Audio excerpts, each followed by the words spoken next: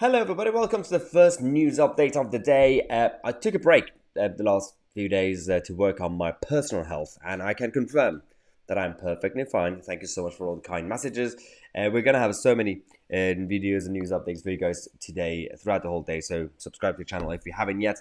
You must have heard that last week, towards the end of last week, we had Nadine Dorries, the Culture Secretary, who announced that she's finally planning to launch a review into the BBC's bias. So in terms of the way they are holding the narrative, not necessarily just because of the license fee and the way the budget is actually funded. That's a whole different problem anyway.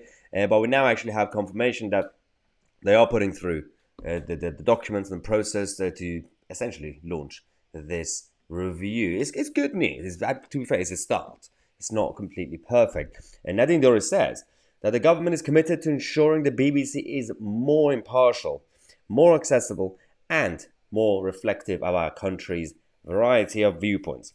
This review will build on our recent progress to make the BBC more accountable to those who fund it, level up people's access to the job opportunities it offers, and ensures that it continues to work in the best interest of the public. There's one issue I have with this, is that I do understand that Nadine Dorries and the government, well, as far as we know, they have said that they do plan to reform the funding model. By 2027, the license fee could go. But when I hear that they are focusing on so much on accountability, I know but basically even if they do it, we have to wait until 2027. But when I read that, they say, well, make sure that level up people's access and job opportunities and the way people are funding it, make sure they're happy. Makes me feel kind of doubt the situation that are we actually going to get rid of the license fee or are we just going to reform it?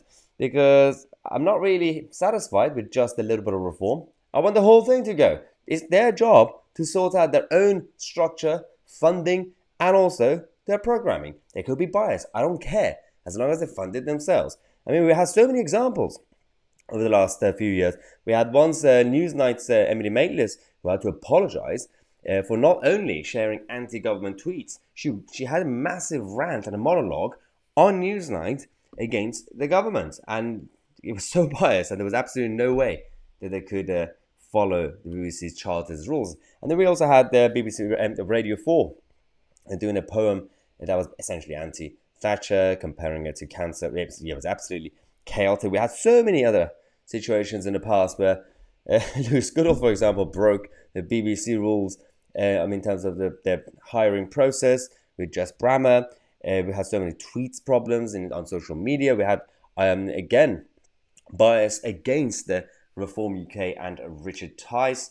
So much has been done to tackle the BBC bias, right?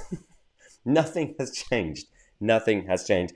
We are going to come back in half an hour with another very important news update, actually, in terms of what's going on in Parliament at the heart of Westminster. But we have so many other news updates for you guys as well. So subscribe to the channel. I'm back officially. I'm Tousi and we are the media.